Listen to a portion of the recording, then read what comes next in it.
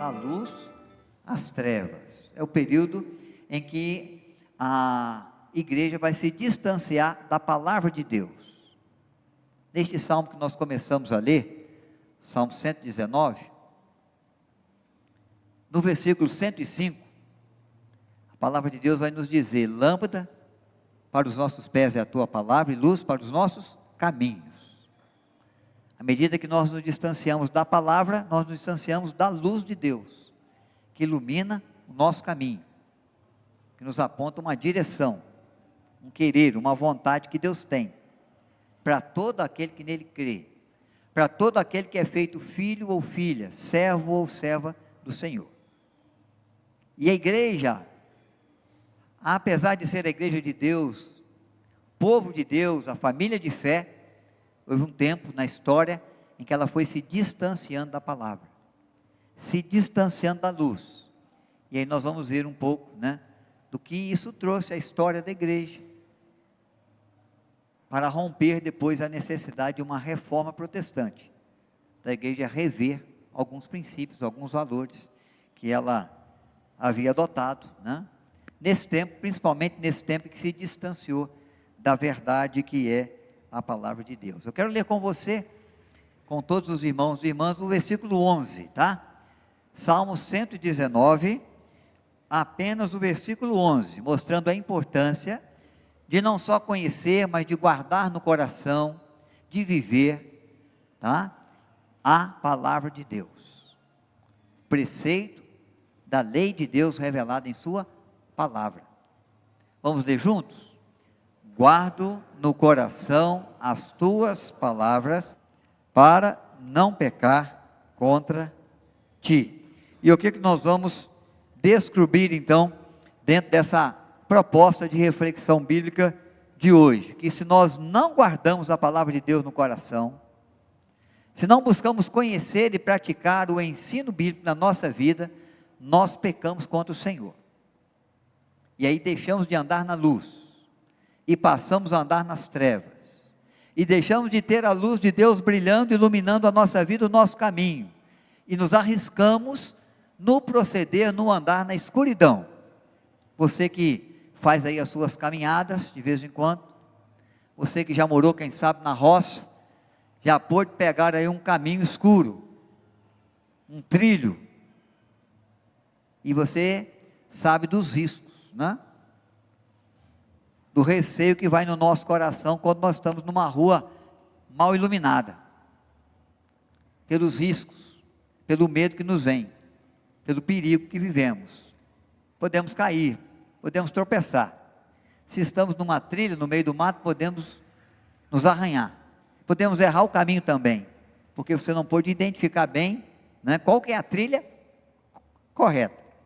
O que acontece na história da igreja, que vai nos levar até a reforma protestante, é que a igreja, caminhando no escuro, ela sai dos trilhos, ela sai do caminho, da verdade, da vida.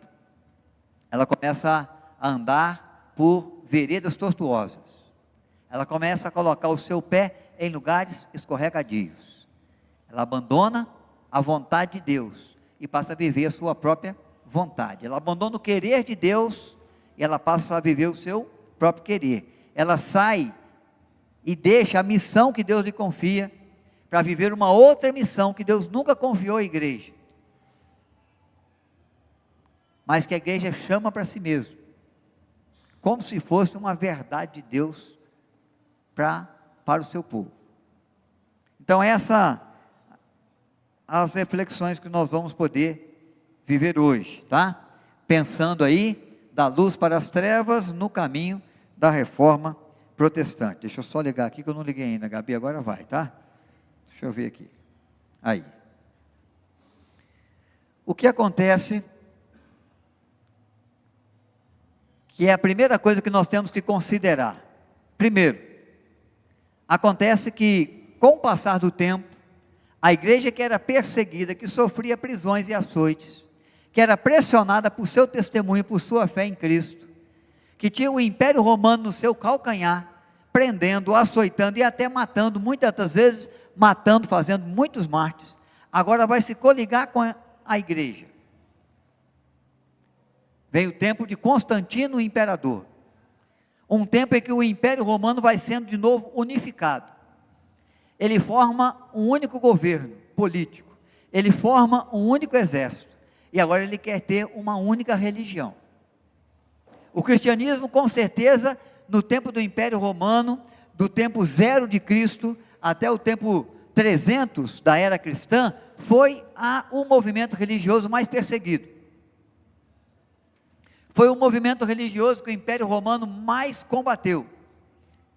Teve o número de pessoas que mais foram presas de todos os movimentos religiosos do seu tempo em toda a região do Império.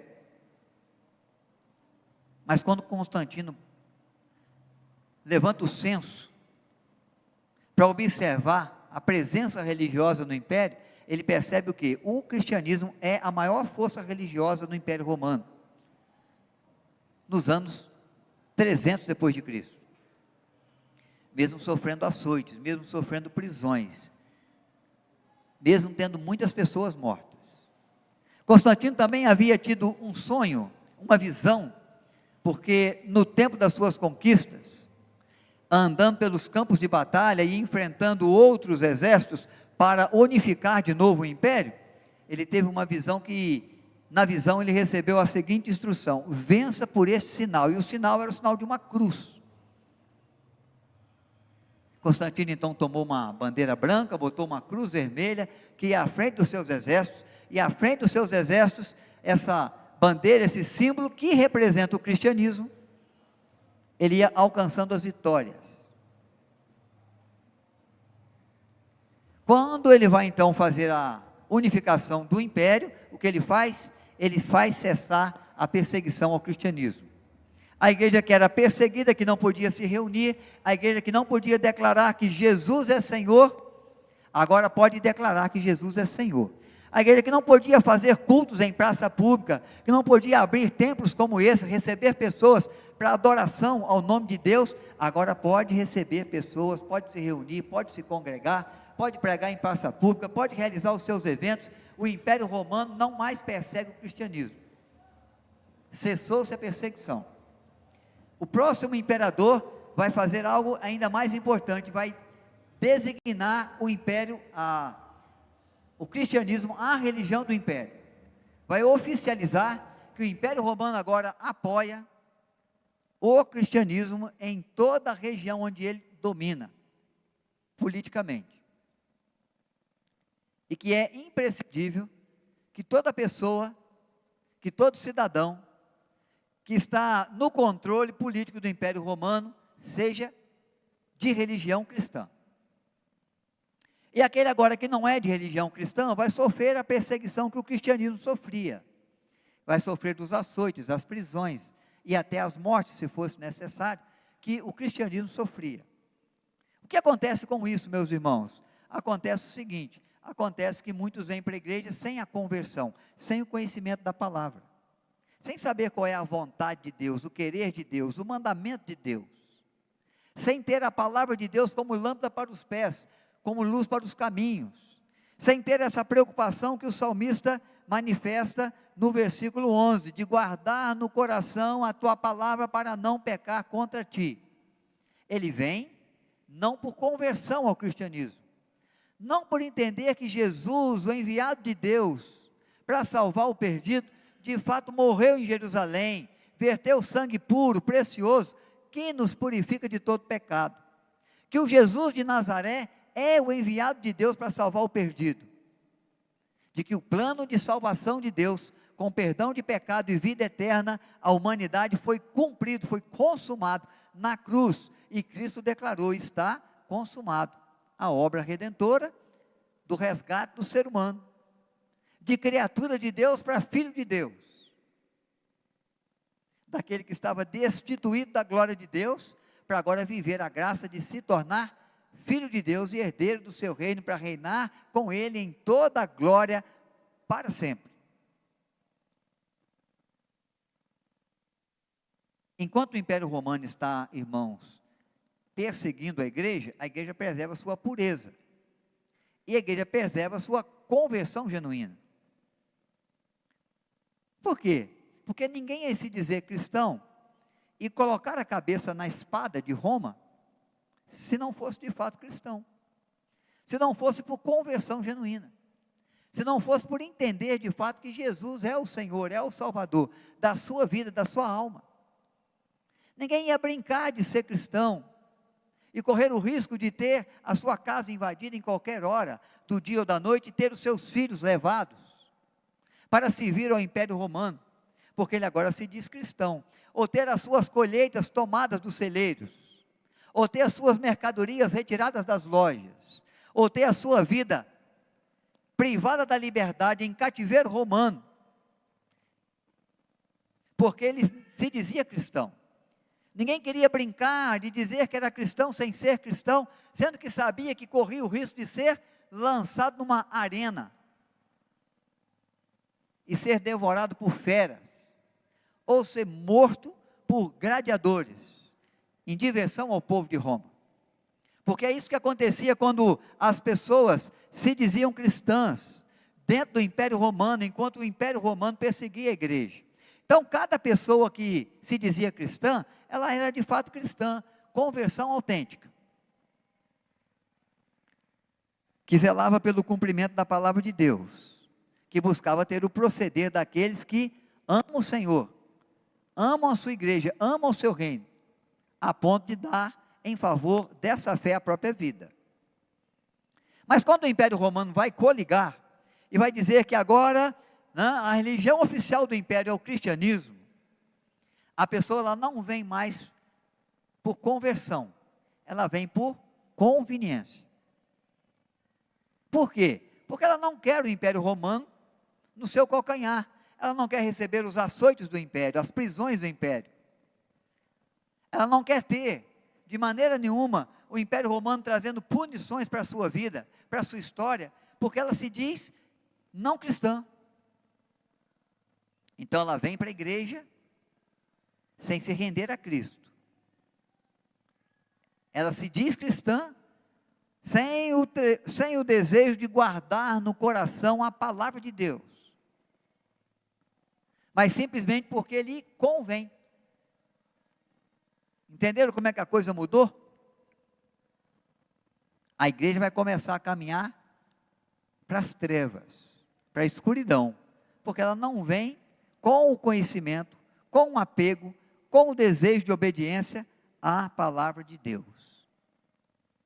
Guardo no coração a tua palavra para não pecar contra ti, é determinação, é desejo, é anseio de alma daquele que crê, daquele que sabe que a palavra de Deus é o revelar do Senhor, é o revelar da sua vontade, é o bom caminho que Ele nos mostra, que Ele nos aponta, para vivermos a nossa fé, e para servirmos com diligência, o propósito que Ele tem com a nossa vida.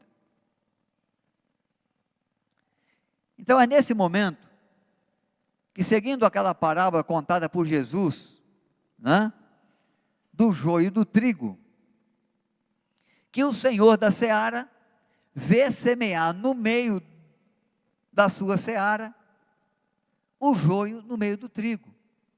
Porque eu não sei se vocês se lembram bem de como é a parábola, mas ele é o Senhor da seara, ele contrata trabalhadores para semear o trigo junto aos campos, os trabalhadores semeiam o trigo, e diz o texto de que nas madrugadas, nas altas vigílias da noite, vêm então os saqueadores, né, vêm outras pessoas, e semeiam no meio do joio, no meio do trigo, o joio.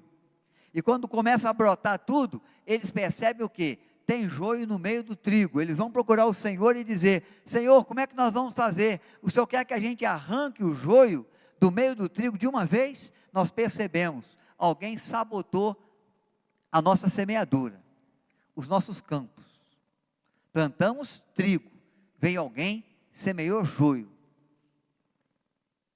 E o Senhor da seara vai dizer: não, deixai que eles cresçam juntos, porque vocês não têm conhecimento bastante para distinguir todo o joio do trigo, e pode ser que em algum momento vocês se enganem, e arranquem um trigo pensando que é joio, e deixem um joio lá, pensando que é trigo, mas há de ter o momento da ceifa, aí eu vou enviar os trabalhadores adequados, e aí nós já vamos ter os frutos, E aí vai ficar fácil identificar quem é joio, quem é trigo. E aí a colheita vai ser a colheita frutífera, proveitosa e fiel. Então o que acontece na história da igreja é que em determinado momento da história, muito joio entra na igreja. Muita gente não convertida, que vem com as suas convicções de fé, que vem com seus princípios de fé, que vem com a obediência, que vem com a confiança, daquele princípio de fé que ele sempre recebeu dos seus pais, dos seus avós. Porque eles se dizem cristãos, mas eles não são de Cristo. Eles se dizem povo de Deus, mas eles não fazem parte da família de fé. Porque eles não têm em Cristo o seu Salvador, o Salvador pessoal das suas vidas, dos seus corações, das suas almas. Eles vieram porque o Império Romano pressionou. Eles vieram para não receber açoites, nem prisões, nem morte. Eles vieram para poder conduzir as suas vidas normalmente junto ao Império, sem qualquer tipo de perseguição ou opressão. Eles não veem em Jesus, o Nazaré, o Salvador. Eles não creem que perdão de pecado só pode se alcançar pelos méritos de Cristo, no sangue que Cristo verteu no Calvário. Eles não têm uma só fé, não têm um só Senhor e Cristo. Eles estão no templo, eles fazem parte da igreja, mas eles continuam com as suas práticas religiosas comuns, ou pelo menos com as suas intenções, compreensões, princípios, valores das suas práticas religiosas de antes. Não houve mudança, não houve conversão, não houve meia volta, não houve um voltar-se para o Senhor, não houve um propósito de manter o seu coração puro e guardar no coração a palavra de Deus para não pecar contra o seu Deus que é santo. Então são cristãos por conveniência, não por conversão. Joio que chega junto ao trigo, que caminha junto ao trigo, que se apresenta como cristão, mas que não tem nenhum princípio de cristianismo nas suas práticas, nas suas convicções, na sua vida.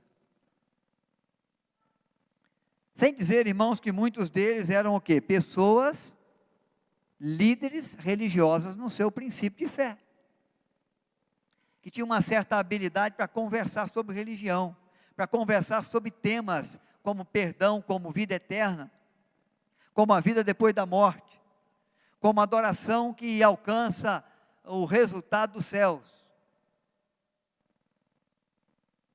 mas que estão na igreja cristã, mas não estão vinculados à palavra e ao propósito de Deus.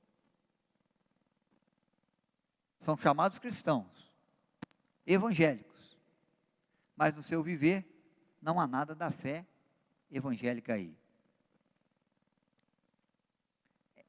Essa não é uma realidade só no tempo do Império Romano, só no tempo da coligação do Império Romano. Há muita gente hoje, no meio do grupo evangélico, se chamando de evangélico, por conveniência. Porque acha o grupo da igreja um grupo legal, um grupo bom de se viver. Gente boa. Porque encontra no grupo da igreja algum benefício.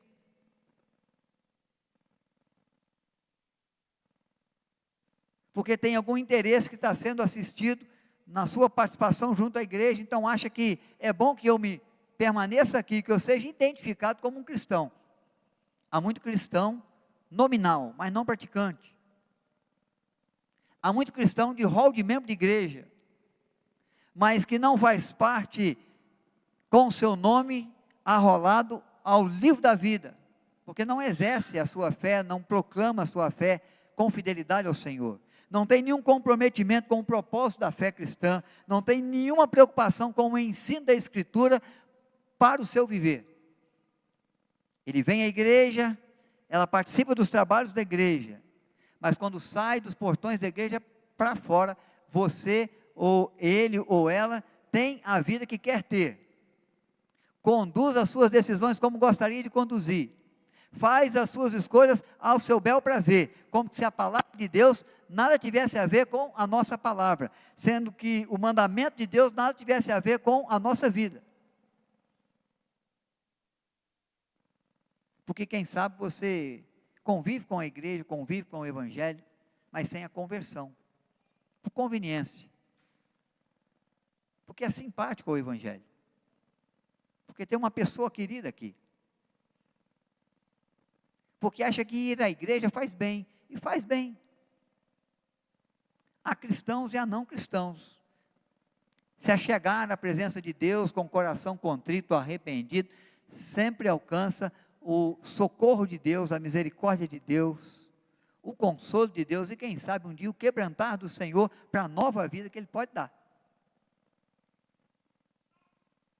Mas o que nós percebemos é que a igreja ela vai caminhar agora em direção às trevas, porque ela tem um grande número de pessoas que não estão convertidas na igreja, elas estão por algum motivo.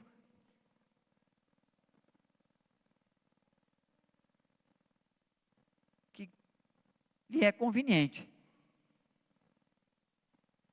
Alguns vêm à igreja para ganhar dinheiro. Alguns organizam a igreja, montam a igreja, sobem nos púlpitos, para engordar suas contas bancárias. E nós estamos falando de um povo que nós chamamos cristãos, que nós denominamos evangélicos. Alguns vêm à igreja para ter aquela oportunidade que gostaria de ter, que precisa ter na vida agora, nos negócios ou na família. Alguns se dizem cristãos em muitos presídios aí do Brasil e do mundo afora, para conseguir amenizar as penas. São cristãos por conveniência, mas não são por conversão. Não se aproximam da luz do evangelho, não fazem parte dos membros da igreja invisível do Senhor. Embora possam ser identificados como qualquer um de nós, crentes em Cristo Jesus. Então a igreja ela vai se encher de pessoas, tá, que de fato vêm para a igreja não por conversão, mas por conveniência. Só que é preciso ser vinculado ao evangelho de Cristo. Estar na igreja, se dizer cristão, não significa nada. Porque eu posso me dizer cristão, mas não obedecer o propósito de Deus, e o princípio da fé cristã me ensina, me instrui. É preciso ser o evangelho. Então, o que o Senhor Jesus diz? Examinai as Escrituras, porque julgais ter nelas vida eterna. Elas mesmas testificam de mim. É o dizer de Cristo, que João, o apóstolo, escreve e registra.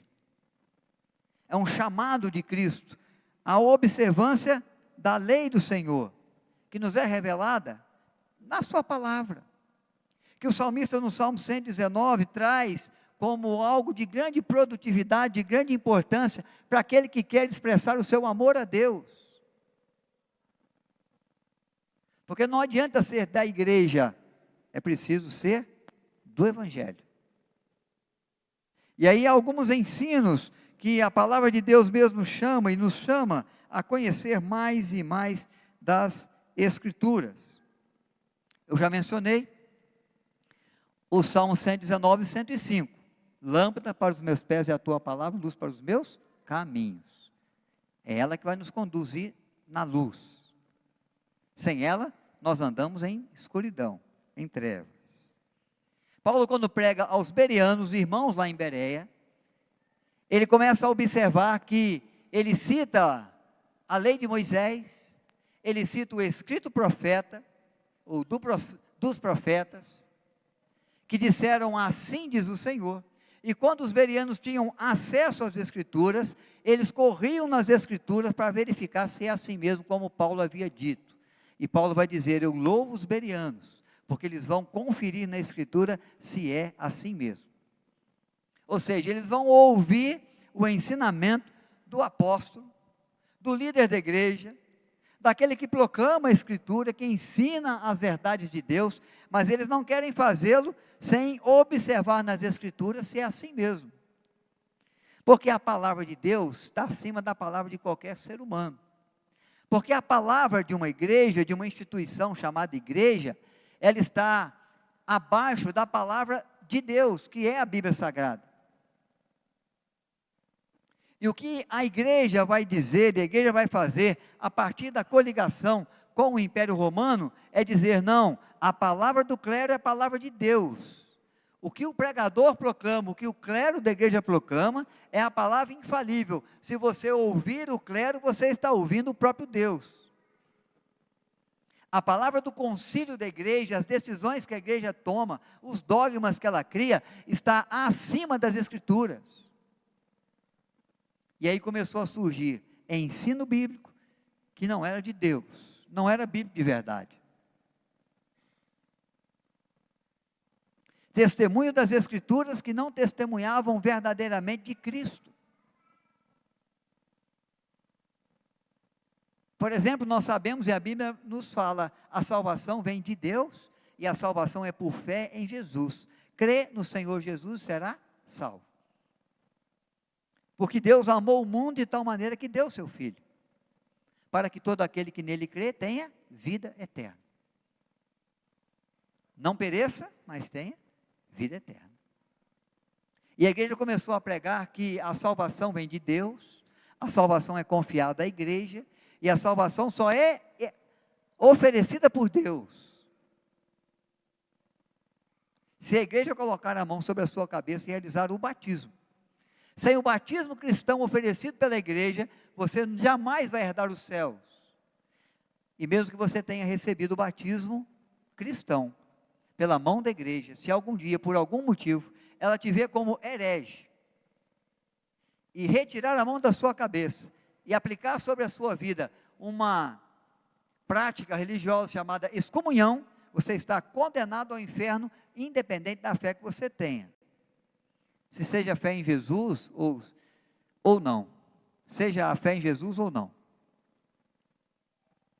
Então você vê, a Escritura vai sendo colocada de lado. O exame das Escrituras vai sendo abandonado. A luz da Escritura vai sendo apagada pelas trevas daqueles que estão buscando seu próprio interesse, sua própria doutrina, seu próprio ensino, seu próprio querer, sua própria vontade. Concedendo para a igreja até aquilo que Deus não concedeu. Porque Deus nos deu a missão de fazer discípulos, com a pregação do Evangelho e com o nosso testemunho de fé. Mas Deus nunca nos deu o poder de salvar alguém. Por um ritual religioso, mesmo que seja pelo batismo, que é um dos sacramentos estabelecidos por Cristo, que a igreja deve fazer àqueles que são feitos discípulos. Deus não dá à igreja a capacidade de conceder o céu ou de condenar o inferno na vida de qualquer pessoa. Porque essa é obra exclusiva de Deus. Mas o distanciamento da Escritura vai trazendo corrupções, vai trazendo escuridão que nos impede de ver aquilo que Deus vê. E pior do que isso, vai fazendo com que seja proclamado em nome de Deus o que Deus nunca falou. E a igreja vai caminhar num período difícil, chamado Idade das Trevas. Paulo escreve a Timóteo, na sua segunda carta, no capítulo 3, e a partir do verso 16, no verso 16 e 17, ele vai dizer: toda a Escritura é inspirada por Deus. Toda ela. De Gênesis a Apocalipse.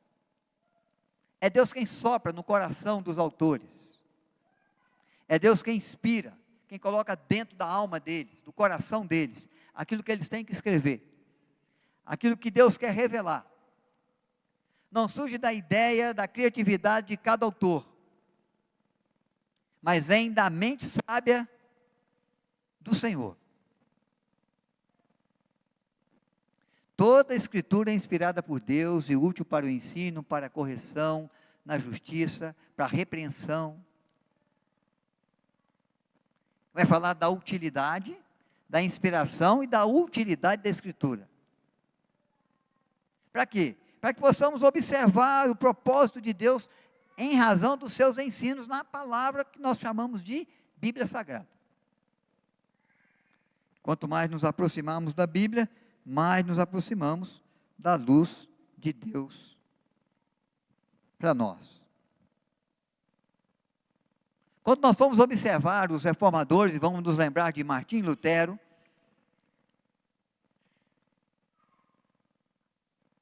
aquele que vai fixar na abadia de Wittenberg as 95 teses, pregando contra as indulgências do Papa Leão X, nós vamos ver que a igreja vai tomar Lutero como herege, e vai pedir que ele negue os seus escritos, não só esses, das 95 teses de Lutero, mas outros escritos também, que confrontavam o agir da igreja com o ensino da palavra de Deus, com as Escrituras. E aí Lutero vai ser chamado para negar os seus escritos, para não ser perseguido pela igreja, para não ser morto pela igreja, como já havia sido antes, John Wycliffe, 200 anos antes, ou John Hus, 100 anos antes. Que se voltaram para a Escritura, que apontaram para a igreja de novo o caminho da verdade, que gostariam que a igreja reformasse seu pensamento, voltasse das trevas para a luz da palavra. E Lutero vai ter uma noite inteira para pensar, se nega os escritos ou se os mantém. Se nega o seu ensino baseado nas Escrituras, ou se nega as Escrituras e se apoia nos ensinos e nos dogmas da igreja. Lutero vai vir de manhã, do outro dia, diante do concílio da igreja reunida, e vai dizer: se vocês me provarem, nas Escrituras, que tudo o que eu escrevi é mentira, eu nego todos os meus ensinos. Se vocês não puderem provar nas Escrituras Sagradas, que tudo aquilo que eu escrevi está em conformidade com as Escrituras, então eu não nego meus escritos. Eu sigo com as minhas convicções e com a minha fé. Como eles não podiam negar os escritos de Lutero nas Escrituras, eles liberaram Lutero no propósito de prendê-lo e matá-lo. O que não aconteceu, porque ele foi ajudado por um rei amigo que o protegeu em um dos seus castelos. Mas a proposta de Lutero é o quê? Olhar para a Escritura, examinar as Escrituras, julgar se ter nela a vida eterna, elas testificam de mim. Então a igreja vai fazer a opção dos dogmas, do evangelho da conveniência, não o evangelho da conversão.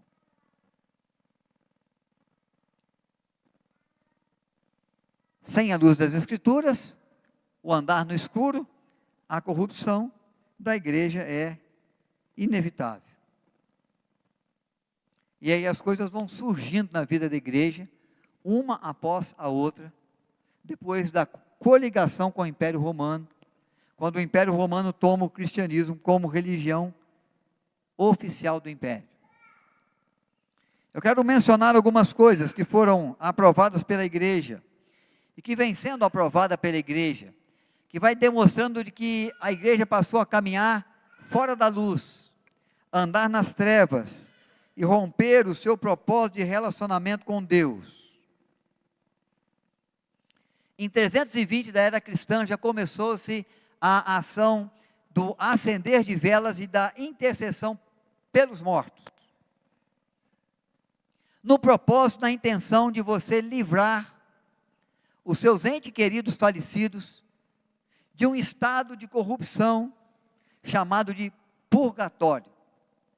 Então a pessoa morreu, faleceu e não tinha sua fé em Cristo. Não exercia muito bem o seu propósito de vida com Deus.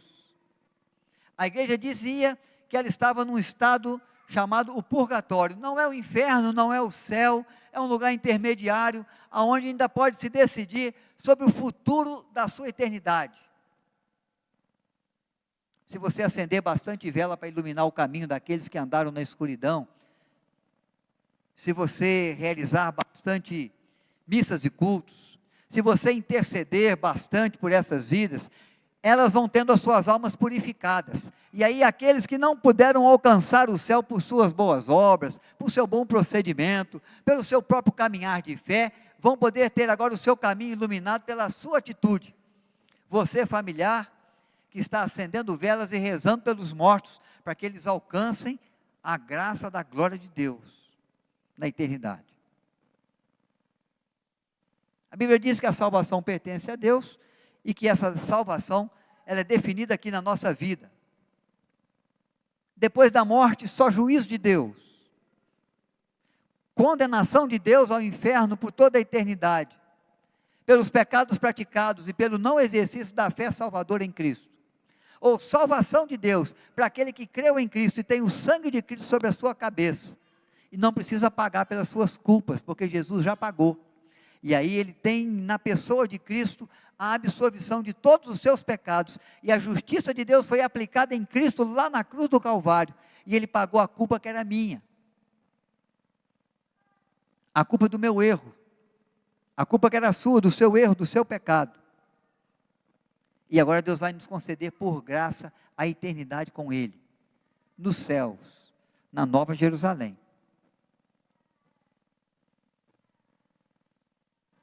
Mas a igreja já começava a se corromper com seus ensinos. 375, o início dos cultos aos santos. É claro que não começou com imagens de idolatria, imagens de intercessores, imagens que são colocadas como mediadores entre nós e o nosso Deus. Figuras do cristianismo, figuras eloquentes, figuras importantes de homens e mulheres que exerceram bem a sua fé e que morreram e que descansam no Senhor e que estão esperando no gozo de Deus o momento da sua ressurreição para viver a nova vida em Cristo. Nem sempre a igreja quis que essas figuras se tornassem intercessoras. Mas agora nós somos cristãos, nós temos o apoio do império, nós que não podíamos nos reunir em qualquer lugar, nos reunimos nas cavernas, nos reunimos às escondidas, agora nós estamos nos reunindo à luz de todo o povo, com o apoio do Império Romano, e nós vamos fazer um culto lá no túmulo de São Pedro, onde Pedro foi sepultado, ou João, ou Marcos, ou Maria, que faleceu lá em Éfeso. E a igreja ia celebrar os seus encontros, como nós estamos fazendo aqui nesse templo, hoje à noite lá.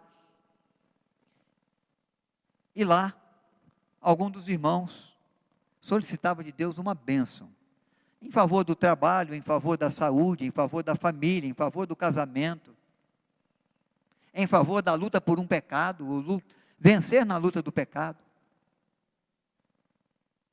E Deus concedia a graça, Deus respondia a prece. No momento de gratidão no templo, em qualquer outro lugar, essa pessoa vinha testemunhar do que Deus fez. E ela dizia: "Você lembra aquele culto lá, junto ao túmulo de São Pedro, ou de Marcos, ou de Tomé? Então lá eu pedi a Deus que me abençoasse na minha saúde, e Ele me abençoou. Me abençoasse no trabalho, e eu fui promovido. Me abençoasse num problema conjugal, e eu estou vivendo em paz com a minha esposa, com o meu cônjuge, vivendo uma bênção, junto à minha casa." E outras pessoas que não tinham a sua fé bem firmada na Escritura, diziam: "Então é lá que eu tenho que rogar da graça de Deus. É por meio de Pedro, é por meio de Tomé, é por meio de João, é por meio de Maria." E a igreja aproveitou para inserir então o que chama de culto aos santos na vida da igreja. Tudo vai entrando aos poucos.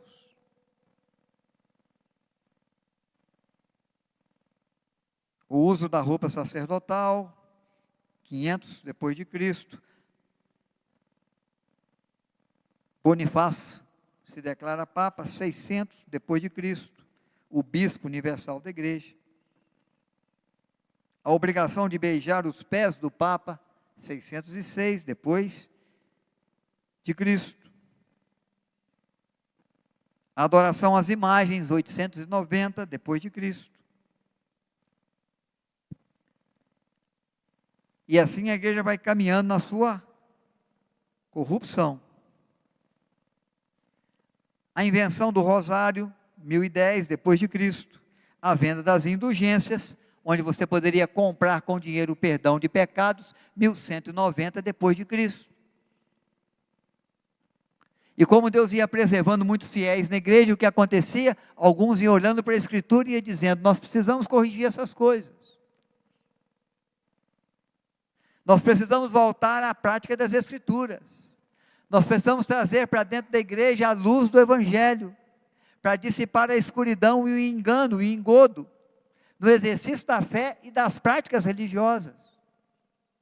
Então a igreja resolveu em 1229 tirar das mãos dos fiéis da igreja, dos leigos da igreja, as Sagradas Escrituras.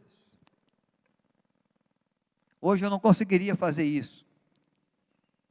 Você pode ter a Bíblia no seu celular, você pode encontrar a leitura da Bíblia em muitos lugares. Como é que eu vou retirar, né, das mãos da igreja as Escrituras hoje?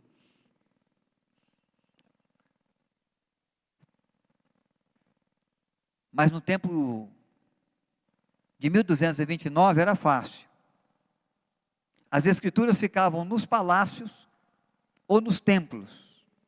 Porque não é toda pessoa que tinha copistas que conheciam os originais dos textos sagrados para fazer cópias dos livros das Escrituras. Apenas os reis e a igreja. Por isso que as igrejas ficavam abertas o dia inteiro. Por isso que o povo passava pela igreja durante o dia, para ler as Escrituras numa sala onde os livros eram enormes, de couro e pergaminho. E eles podiam escolher os textos que queriam meditar naquele dia, podiam colocá-los sobre as mesas de pedra, podiam ficar ali meditando o tempo que pudessem, o tempo que quisessem. Depois passavam pelo templo, se ajoelhavam, oravam, viviam o seu momento devocional e voltavam para casa. Foram recolhidas dos templos todas as Escrituras, todos os textos bíblicos. E o povo ficou sem ter como observar se é assim mesmo. E a escuridão na igreja se tornou total. E a era das trevas tomou conta. E a corrupção da igreja nadou de braçada. Então, é um caminhar da igreja sem a luz das Escrituras. Um caminhar em meio à escuridão. E cresce a corrupção. A idade das trevas se estabelece. Então eu quero observar com você algumas verdades que a palavra de Deus e que a história do cristianismo ensina para mim e para você. O que nos conduz? O que tem nos conduzido hoje? A palavra de Deus e o querer de Deus, o seu querer, o querer de Deus, ou aquilo que me é conveniente? Estou dizendo do seu proceder fora os portões do templo, do seu viver na escola, do seu viver em casa, do seu viver na instrução dos seus filhos, do seu viver nas escolhas que você faz, nas mesas que você se senta, nos caminhos que você trilha, o que você tem levado em consideração para te conduzir, para fazer a sua escolha, para tomar a sua decisão, para produzir o seu princípio, a palavra de Deus, o querer de Deus, ou aquilo que você percebe que em determinado momento, determinado tempo, é o mais conveniente para você. Essa é uma reflexão que nós temos que fazer diante da palavra de Deus. Ela é lâmpada para os pés, ela é luz para os caminhos. Eu sei da sua preciosidade e você sabe também. Mas no nosso proceder aí fora da igreja,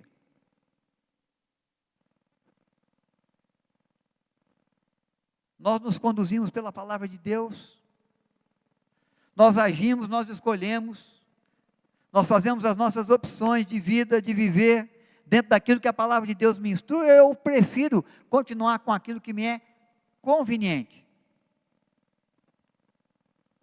É algo que nós temos que pensar. Andamos na luz, ou na luz de Deus, na luz do Evangelho, ou temos caminhado nas trevas?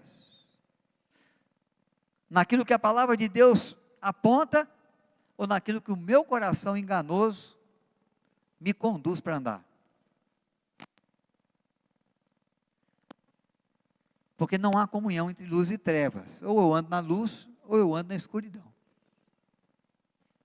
Ou a minha decisão é dentro da vontade de Deus, ou a minha decisão é dentro da vontade minha, ou do mundo, ou do diabo, que arma as suas situações e me provoca a queda.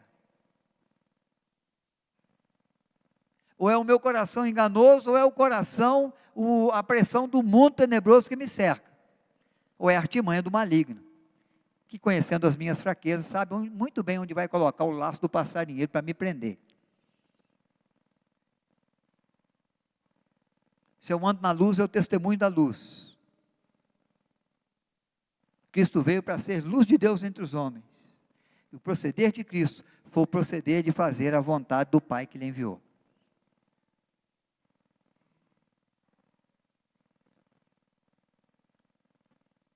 Eu lanço luz ou eu lanço trevas? Eu poderia dizer como o salmista disse: guardo no coração a tua palavra para não pecar contra ti, porque a história da igreja nos mostra que a igreja não guardou. Por um tempo ela não guardou no coração e pecou e falhou muito no seu conduzir, no seu ensino, na sua instrução, na formação de princípios religiosos, de ações, de adoração e de culto a Deus. E tem conduzido muita gente para as trevas e não tem conduzido para a luz. Tem conduzido na escuridão, para longe de Deus, mas não tem conduzido para os braços, para a direção de Deus. Que Deus nos dê a graça de poder dizer como salmista: guarda no coração a tua palavra, para não pecar contra ti.